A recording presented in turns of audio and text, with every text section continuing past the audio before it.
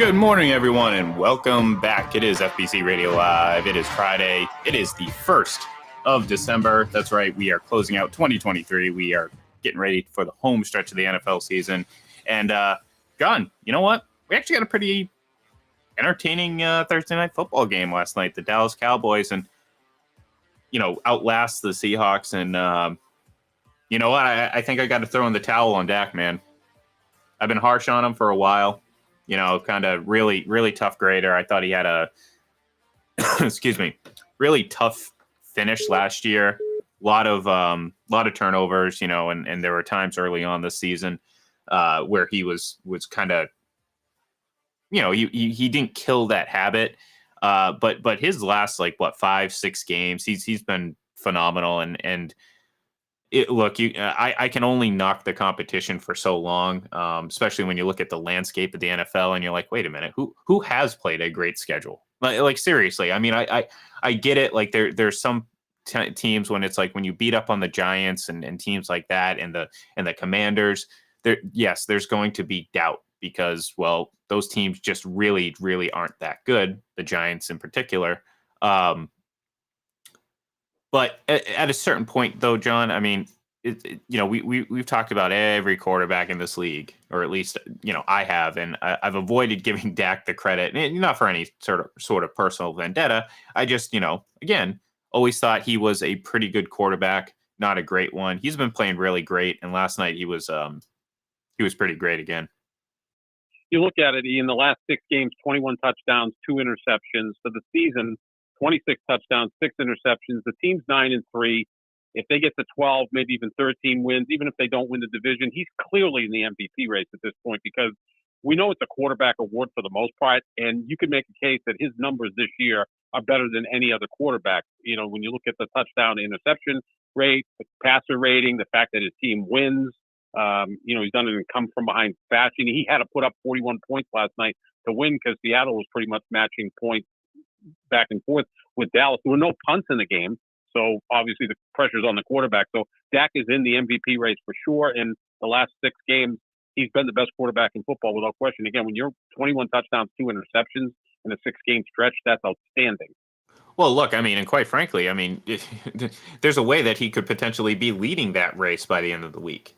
Jalen Hurts right now is the betting favorite, and look, I think I'm sorry, John. I never have any intention of bringing this up, but it's MVP season, so of course it's going to actually leak into the conversation. But as I learned, and I think a lot of people learned over the last week or so, you guys like Emmanuel Acho are MVP voters.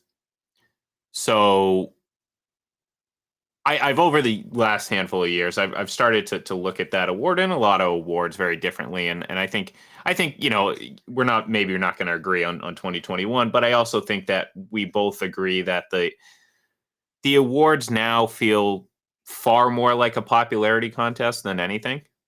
I think social media is a big part of that because there's way too much influence from the outside. And I mean, that's why, despite everything, you have Patrick Mahomes as the second betting favorite right now for the MVP because, well, his play hasn't screamed MVP. But if you're going to ask who's going to win a popularity contest, John, who are you going to pick out of those guys? Well, that's really done, obviously, though, because the betting houses don't want too much exposure. Obviously, he's the most popular player in the league. That's what I'm saying, though. But there's also, that's a business decision. So if he's plus 600 as the MVP favorite, people are just going to load up on him. And if he gets hot for the final month of the season, which he can do, then all of a sudden, they're going to be overexposed with a lot of money. But I also, that's part of it. I also think, and I'll let you. Sorry, I don't want to cut you off. I just want to add that, I believe. No, I do believe what you're saying. I get that, but I also think the people who make these lines, they're not stupid. They understand that, look, quite frankly, I feel like a couple things led to Aaron Rodgers winning that MVP in 2021, and a lot of it had to do, I think, with factors other than football. That the whole writer controversy that said, "Oh, I'm not going to vote for him because he's anti-vax." that might have sealed his MVP win more than anything. And I think that's what Vegas is looking at, especially when it comes to Patrick Mahomes, because again, you look across the landscape and yeah, it's not a great, or it hasn't for the most part this season been a, very great MVP race. But I feel like, the books aren't going to, one, like you said, I mean, they're going to anticipate a potential great finish to the season, sure. But also I think the the predictability of voters, i.e., some of them are just kind of lazy, John. So they're just going to go with what's the hot narrative, and so far Mahomes is still the hot narrative. So sorry. Anyways, go ahead. No, but the whole idea of this is there's so many quarterbacks that I think underperformed this year, and Patrick Mahomes is one of them. Obviously, Joe Burrow gets injured. Josh Allen throws a lot of interceptions. Dak is playing better than anyone the last 6 weeks. Lamar Jackson's had a really good year, but I think his odds are a little bit too high because he's the third betting favorite, and he isn't screaming MVP to me. But again, he's a popular player, and the team is winning, and it's tied into winning. Like, when was the last time a quarterback won MVP on a team that wasn't one of the top 2 seeds in his conference? I can't think of it. Football's not like that. Every other sport, you can have you almost always have an MVP from a bad team. Look at baseball and hockey. I mean, for years, sure. Hockey, mostly baseball, more so baseball because of Mike Trout and Ohtani and stuff like that. Maybe it's just the Angels. Maybe I'm making a broad sweep here, but Andre Dawson won the 1987 National League MVP playing on a last place team. It's more Player of the Year than MVP. Right. So yeah, you see that. Basketball twice in the last half a dozen years, the 6th seed in the Western Conference produced the MVP. Russell Westbrook in 2017 and Nikola Jokic in 2022. So, it can happen, especially if they have an extraordinary season in terms of statistics, which those guys did. Like Russell Westbrook was the first player in 55 years to average a triple-double, so it's like give him the MVP, even though there were other players that probably deserved it most. Yeah, in football, it's going to go to a player on a winning team. That's why, you look at C.J. Stroud, who's had an outstanding year, but if the Texans sneak into the playoffs at 9-8, 10-7, that's going to impact his chances of winning the MVP, and that's why it's going to probably most likely go to Jalen Hurts if they're 15-2 and the number 1 seed in the NFC, or if Dak goes 12-5, 13-4, and whoever becomes the MVP candidate from San Francisco, they may just have too many candidates. Taking away votes from each other. Exactly. Yeah, they're such a well-rounded offense that it's tough to even decide who the MVP of the San Francisco 49ers is at this point. But I think that right now Dak is the guy, and I put it out on Twitter that, I put up 2 units to make 17 units on him to win MVP, because I really think that, he's playing better than anyone. The team is really good, and he's a Dallas Cowboy quarterback. Yeah. Like, that carries some weight as well. Yeah, but again, at the same time, I don't know if there's as much universal love for Dak. I'm not alone. There isn't. Not like Mahomes. No, and I think that's a factor, and it shouldn't be. But again, we've seen it, and my point being, it's just sometimes it's not necessarily the important factors that win or not. You know what I mean? And again, it can. We've been hearing it all, especially the last few weeks. It's all about the receivers drops for Mahomes. That's building sympathy for him. So guess what? When a casual voter decides, I'm going to pick MVP, well, I'm just going to go with Mahomes, especially because he has all the drops. Well, again, I mean, it's all about narrative building, and I think that's a problem, because it's like I don't have faith that all the folks out there do the work, because I know maybe you don't agree, John, but each passing year, it seems almost criminal, John, criminal. I'm getting my Skip Bayless in me right now. Criminal. As you're getting picked up by the police. Yeah, exactly. I'm trying to drone out the sirens behind me, but criminal that Brady did not win that MVP in 2021. But I'm not going to dwell on it. The thing is too, when you look at Jalen Hurts, I mean, the team has 1 loss. Every other team in the league has at least 3 losses, so they've kind of separated themselves. And he's had this run, right? They beat Miami, who was a hot team. They beat Kansas City. They beat Buffalo, and now they've got a big game against San Francisco. They already beat Dallas. They played Dallas again. So you can make a case that that's going to be a 6-week stretch if the Philadelphia Eagles go undefeated in that 6-week stretch, and they secure the number 1 seed in the NFC. And he's pulling out games like he did last week against Buffalo with not just his arm but his legs. he's probably going to win the MVP. And again, he finished second last year, and you make a case he should have been the MVP last year. If he didn't get injured at the end of the year, I think he would have won it. Because who knows if they were 16-1? How do you not give it to that guy? And his numbers were outstanding. So maybe it's going to be kind of a makeup call that he gets the MVP this year. But there's a lot of candidates, but none to the point where it looks unanimous at this point. What I always hope for the voters is don't make your mind up on December 1st. Let the season play out and see what happens over the last month and a half. Right, like excuse me, like SI made up their mind about Deion Sanders in September about the sportsman of the year. And I love Deion. I do, me but too. I can me think too, of someone but else. Yeah. I mean, 4-8. He did obviously shake up college football in the month of September was great, but maybe Messi could have been sportsman of the year. I mean, I know he won the World Cup at the tail end of 2022, but he also went to MLS and, kind of gave that a lot of juice. There's other candidates, obviously, maybe even Nikola Jokic. I mean, the guy won an NBA championship and is the best player in basketball. But I would think that who I think it should have been? Covers. Who? Tom Brady. Of course. Every year you should be the sports person of the year. Why not? But yeah, look, going back to Philadelphia real quick before we move on and do our picks. Big matchup against San Francisco. I mean, talk about it though. It's like you go out and beat San Francisco. San Francisco, Buffalo, Kansas City. That's a pretty Dallas. tall. Yeah, Dallas. Yeah. I mean, that's a pretty tough thing to overcome, especially on the flip side if you're talking about Dak, who does not have that. It's not his. Well, it's not necessarily his fault, the schedule, but at the same time, you overperform against bad teams. I think people take that into account. So especially on the flip side, when you have Jalen Hurts, who just wins football games against anyone. So let's the Commanders. Yeah, that's true. That was the best team that Dallas beat this year, and they're 6-6, and obviously their defense is leaky. Offensively, they had a good night last night, Seattle. It was good to see a good Thursday night game, and I think it goes back to the fact that, first of all, you have two pretty good teams with two good quarterbacks. Whatever you think of Geno Smith, he's competent, and obviously Dak's an MVP candidate. But isn't it interesting that those two teams played on Thanksgiving, so they had a full week to prepare for last night's game, so they weren't banged up and just trying to recover from a game on Sunday to play on Thursday? The league has to go to 18 games, 20 weeks, and one of the bye weeks, you get 2 bye weeks. One of the bye weeks is the Sunday before your Thursday appearance. It would be much better for the quality of product. I'm going to send Roger Goodell that email and hopefully respond. Yeah, it's going to go right to the spam folder.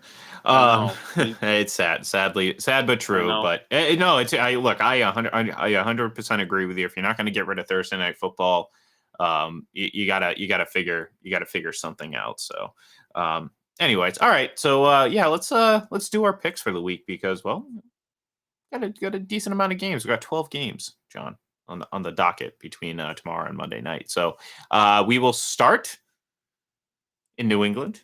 The Chargers, your Chargers, heading to New England. Are they? I don't know. You like the Chargers. You like Justin Herbert.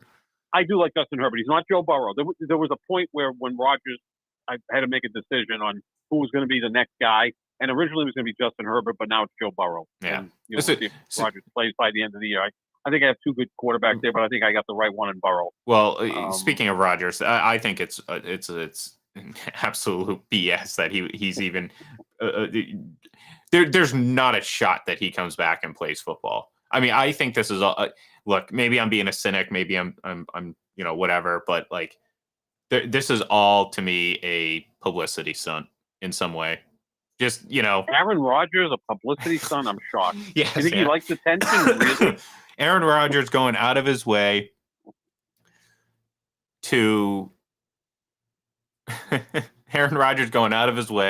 bring himself attention is something exactly that Aaron Rodgers would do. I mean, so I'm not saying this necessarily as a negative, John. This is how I feel. Like I just don't like. I just don't. I don't know. I just don't believe it. I don't know about you. Maybe I'm being a cynic, but I just don't believe it.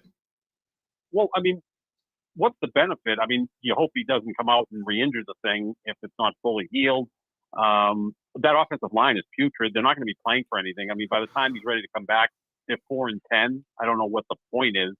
other than he wants to just test himself and say, okay, here, I can still play. Let's get ready for the off season and come back. He's turning 40 like in the next couple of days. Exactly. What, December, 3rd or 4th or something like that? Yeah, my two guys are born in December. LeBron's the 31st, and Rogers, I believe, is the 3rd or thereabouts. And Joe Burrow's the 10th.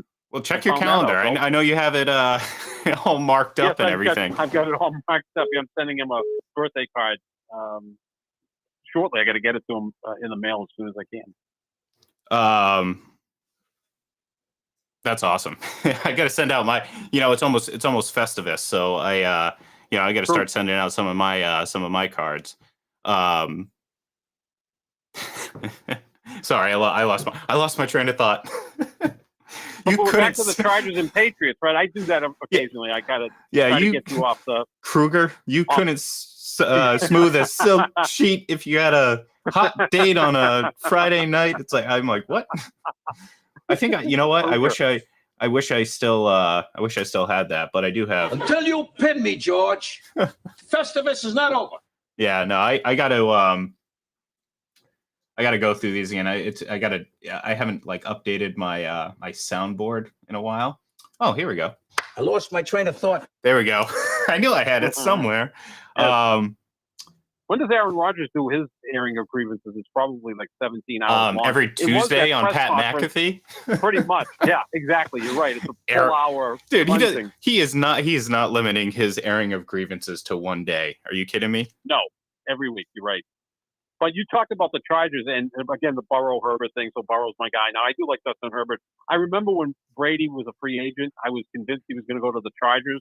And I made a bet with a few friends that if he went to the Chargers, I was going to emblazon the Charger logo in my hair. Like, I don't have a ton of hair, but I could still pull it off. I was going to say, wait a minute. It's not a bad head of hair for a 60-year-old. It would have been it's so straight. That's the problem. But I was going to do it if he went to the Chargers. I thought that would have been a pretty cool place for him. I just love the uniform. And they're both wearing the throwbacks on Sunday. So that's going to be awesome to see the Chargers in the white jerseys with the yellow pants and the powder blue trim. Their uniforms are gorgeous. Well, I mean, look, the throwback. I see those, and all I think of is this: the greatest sports team theme song of all time. I mean, right? Yep. Oh yeah, right there. It's like, think about it. The Red Sox got what? Sweet Caroline. That's actually a gross song. It's creepy. Actually, it's very creepy. Song. It's like Afternoon Delight. Yeah, he's writing about a 12-year-old girl. I mean, it's really strange. But no, I hate that song. It's kind of like my I campaign against shootouts in hockey. Like, I hate Sweet Carol. I hated it when it what did it come into recently? Who were playing it? Someone was playing it. I think during the Patriots. I don't know. So it was being played recently, and it just played in Germany. Yes, thank you. Yes, I saw that, and I was like, oh God, please no. I think I tweeted about it. I got some people getting pissed off about it. Like, what are you talking about? I'm like, probably Chiefs fans. Chiefs fans probably pissed at you for no apparent reason. Yeah, I've been no apparent reason. I'm a hater, John. I'm a hater. I don't say enough nice things about Pat. Do I never say a nice thing about Patrick Mahomes? Didn't I not compliment that throw the other day? You could say more, but that's okay. Well, look, about that later. Here. No, we won't, because I run the show and I'm going to shut that down. That's true. That's true. Anyways, I got the Chargers, obviously, in this game because, well, the Patriots just aren't good. They're not. Their defense has played pretty well. No, their defense is actually very, very good. Because, like, what are they averaging? Like 17 points a game?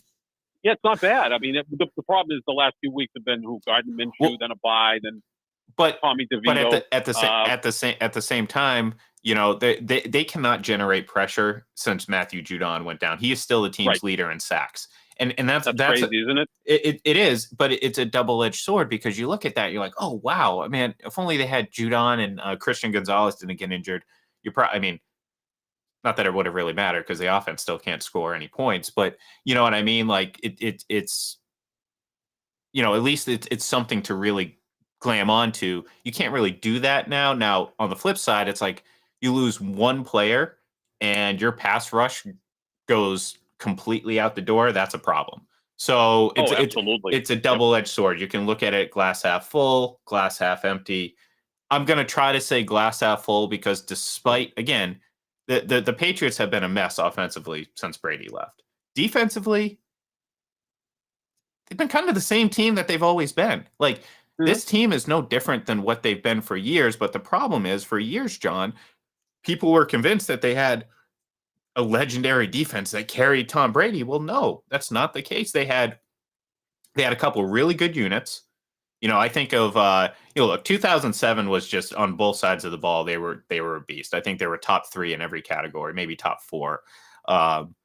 2003, the defense was very, very good. Ironically, they gave up 29 points in the Super Bowl, and they needed the offense to have a legendary performance. But for the most, was a good defense too. What was? 04.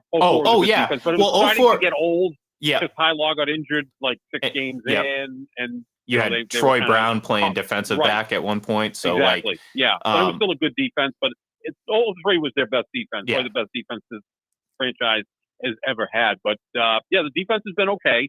But now you step up in competition with Justin Herbert, and he's got some nice weapons, but they can't get out of their own way. I'm picking the Patriots to win. I just have a weird feeling about this game. I think they're going to get a little bump from Bailey Zappi. The Chargers flying, west to east, and they're 4-7. It looks like they've thrown in the towel, and they haven't been scoring a lot of points either. I like the Patriots on Sunday. I just have a weird feeling about this. My weird feelings are normally wrong, so you're probably going to win this game, but I'm taking the Patriots.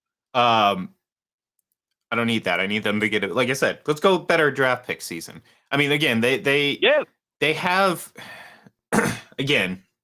I look at that, I look at them and the Panthers, and I think they're in 2 different situations. Like the Patriots have an opportunity to turn things around early. I feel like they can. They have to. You can't just throw money and expect to be turned around. You have to make the right move. So, we've seen in past, money doesn't buy you wins. It gives you an opportunity, and the Patriots certainly have that. The biggest problem, though, is this isn't, we have our answer at quarterback. We just need to fill in the rest. They need to fill in the rest, and they still need to figure out the quarterback, and that's the biggest problem. So I'm never going to feel safe about putting all my eggs in a rookie quarterback basket, because as we've seen more often than not, these high draft picks don't necessarily live up to the hype. But we'll see. We'll see. All right, moving on. We can't spend that much time on every game, then we'll be here forever. Indy at Tennessee. I'll take Tennessee in this one. I don't know. I mean, both these teams are kind of in the playoff hunt, sort of. They're in the mix. The Colts are, the Colts. Yeah, well, the Colts are. The Tennessee is kind of they could get themselves in there. I'm going Tennessee. Yeah, I'm going to go with Tennessee, too. They're tough at home. I think they're 4-1 at home and 0-6 on the road. The game in Tennessee, the Colts have been winning some weird games, including their win in Germany against the Patriots a few weeks back. So I'll take Tennessee at home. The Colts, I'm amazed that they're 6-5. They drafted the quarterback very high in Anthony Richardson. He got injured early. Gardner Minshew's that, quintessential trick-or-treat quarterback. I'll take the Titans. All right. Next, we have Miami at Washington. I took Miami. I mean, this feels like a team that game that Miami's gonna probably roll because it's a bad team. Washington's a bad team, and Miami beats up on bad teams offensively, especially. So I'll take the Dolphins. Yeah, I'm with you on that. The Miami, when they're on a roll, they can put a lot of points on the board. Although the last couple of weeks their offense has struggled a little bit, but if you got Tyreek Hill healthy, they'll reach 30 in this game, and there's no way Washington can match that. All right, next we got Detroit heading to New Orleans, and I got Detroit winning this one. Although I want to see them, I need to start seeing a little bit more consistency out of Detroit because they seem to be. I don't know, it seems crazy for a team that's won as much as they had over the last calendar year or so, but. You know what I mean? I feel like I need to see a little bit more consistency and going out and beating a mediocre to bad team like the Saints pretty thoroughly, I think will be, a nice bounce back after last week. Yeah, I mean, their defense has been horrible. I mean, the Packers went up and down the field against them on Thanksgiving. The Bears went up and down the field against them the week before that. They were fortunate to beat the Bears, a big comeback in the final 6 minutes. They need to be buttoned up on defense. Their offense has struggled the last couple of weeks with turnovers. Those can be somewhat streaky, and if Goff takes care of the football, I think they'll be fine, and they'll take care of the Saints. But the Saints are also one of those teams that's just kind of there and battling Atlanta and maybe even Tampa Bay for first place in the NFC South, where a losing record is going to win that division this year. But I would take the Lions because that's how bad that division is. But I think that the Lions still have a little extra time to get ready for this game because they played on Thanksgiving, and they'll bounce back. They usually bounce back after poor efforts, and they had a poor effort on Thanksgiving. Yeah. Well, the problem is, though, there's no room for poor efforts soon once you get to the playoffs. And that's the problem for the Lions, and that's why it's hard to trust them, even though it's like they keep almost sucking me in, John. I'm so close to, painting myself blue and white, but not quite that crazy. I'm not going to do that. Too close to Colts colors, too. That doesn't make me sick. Anyways, Arizona at Pittsburgh, a rematch of one of the more popular, and it looks like I just lost John here for a second, but I'll get him back here. A rematch of one of the better Super Bowls over the last handful of years. Here we go. We lost you there, but I was just saying, John, I'm not quite ready to throw in and go paint myself blue and white as a Lions fan just yet. I got to see a little bit more out of them. But anyways, Pittsburgh hosting Arizona, rematch of the Super Bowl. One of the more entertaining Super Bowls I've ever seen in my lifetime. And this is, one of the great things about being certainly early, well, actually later on too, you can't argue that any of these Super Bowls outside of maybe the Giants ones that the Patriots played in, and maybe the second Rams one, was anything less than stellar. I mean, talk about some, that was kind of the thing, John, early on, because if you remember coming out of the 90s and into the 2000s, and even, that Ravens Giants Super Bowl kind of followed that trend. The Super Bowls were kind of uncompetitive. They just weren't. Oh, they were horrible. They were terrible. So all of a sudden, you get in 2001, you get the Patriots and the Rams, and you're like, wow, it comes down to a last second kick. What a thrilling finish, an upset victory. The upstart Patriots versus the greatest show on turf. Next year, you have Oakland getting their clocks blown out, by Tampa Bay. But then the next year, you get Carolina and New England, and it was back and forth. It was scoring in the final 2 minutes and each half, all that stuff. Even the Super Bowl the next year it finished close, so it wasn't a blowout. So there was always these Patriots Super Bowls always managed to be a peak entertainment. So like when you talk about the greatest entertaining Super Bowls, of the past 20 years or so, they're going to probably dominate a lot of it. But you're not going to get too far down the list before you get to Arizona and Pittsburgh, who, you had that, you can argue might be one of the 5 best Super Bowl throws and catches in history. Roethlisberger to Antonio Holmes. Yes, thank you. Yeah, I think I look, the Steelers were just a wide receiver factory. They get the best out of these guys for like 2 or 3 years and ship them off, and this is what they do. So Santonio Holmes, great catch. I mean, talk about just grazing the grass with your toes, and the ball being in the perfect spot.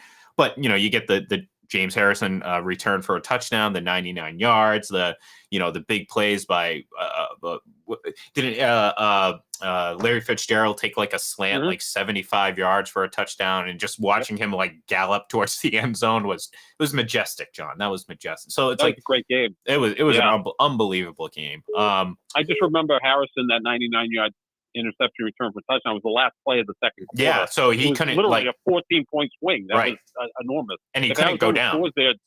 No, he was just, I think I was a bull. I mean, it was like, Ray Lewis type strength. And I remember Larry Fitzgerald almost getting him. He came from the weak side and tried to track him down. But yeah, that was a great Super Bowl. This one here, Pittsburgh just trudges along. They're 7-4.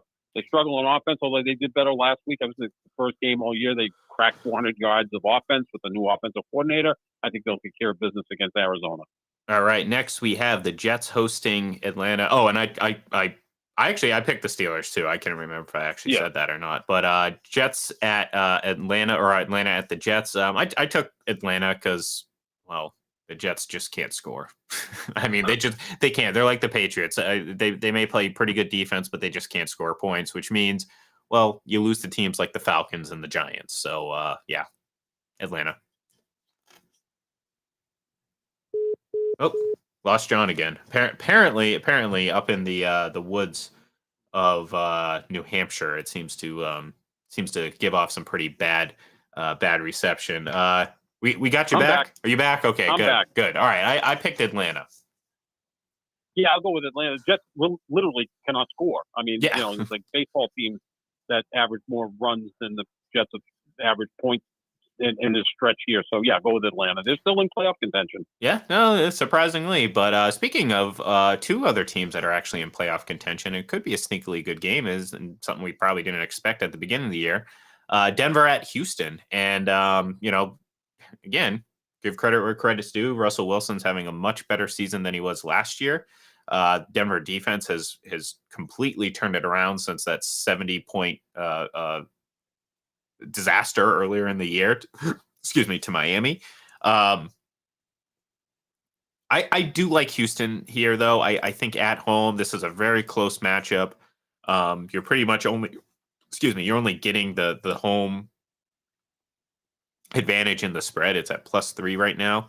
I like Houston here. I think CJ Stroud's going to play just a little bit better than Russell Wilson, but I think we're going to get a pretty good game. I like Denver. It's a tough stretch for Houston, right? Big win over Cincinnati, come from behind against what was at that point a Super Bowl contending team. Some nice wins. Then they had a really tough game against Jacksonville. They lose.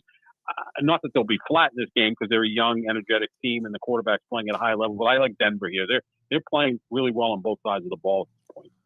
All right, next we have the Panthers heading to Tampa Bay. I'll take the Bucks here. I mean, they've been struggling, obviously. I mean, it's again, they went 8-9 last year. It looks like they're going to be a decent bit worse this year, maybe 4 wins, maxing out. So this might be their last one of the year.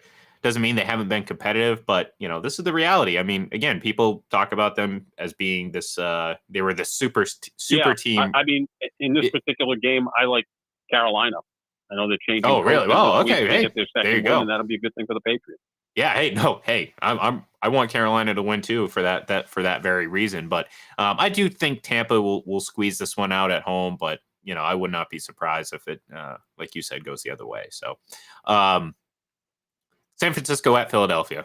This is probably the game of the year, or game of the week, rather. Could be the game of the year. Could be a preview of the NFC Championship game. Philadelphia is at home, and I'm going to keep going with Philadelphia. I mean, I just, they haven't given me a reason to doubt them, John, and that's the Philadelphia Eagles, because, once again, you're apparently pissed off the telephone company because they keep dropping your phone call. So I paid my bill. Yeah. I know well, that. you gotta drop the rotary phone, man. It's 2023, That's true. I got to. But I like this matchup. I think it's going to be a great matchup. It's a shame that it's in the middle of the afternoon on Sunday. This should be a Sunday night football game, but nonetheless, I do like Philadelphia to win this game. I think, again, they haven't given me enough reason to doubt them. And when it comes to the MVP race, again, this is another huge win for Jalen Hurts if he can pull it off. I like San Francisco. I think San Francisco's more talented. Doesn't mean they're the better team.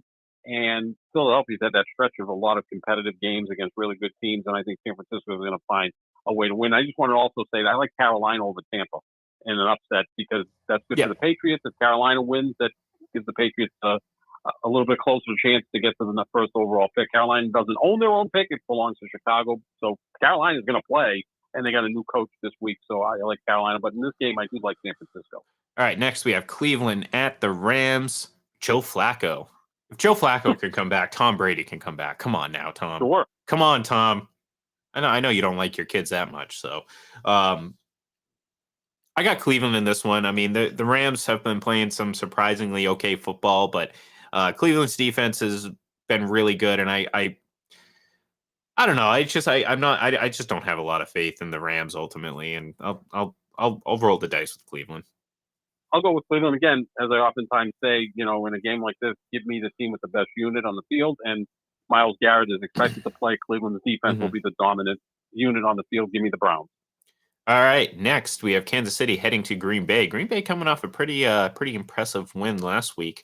I like Kansas City though in this one. I think Green Bay will keep it close. We've seen a lot of good things from Jordan Love this year. We've seen some expected growing pains as well. So I don't know exactly what we're going to get against a pretty stout Kansas City defense, but this is obviously not a team that you're necessarily going to have to score 30 points to win against.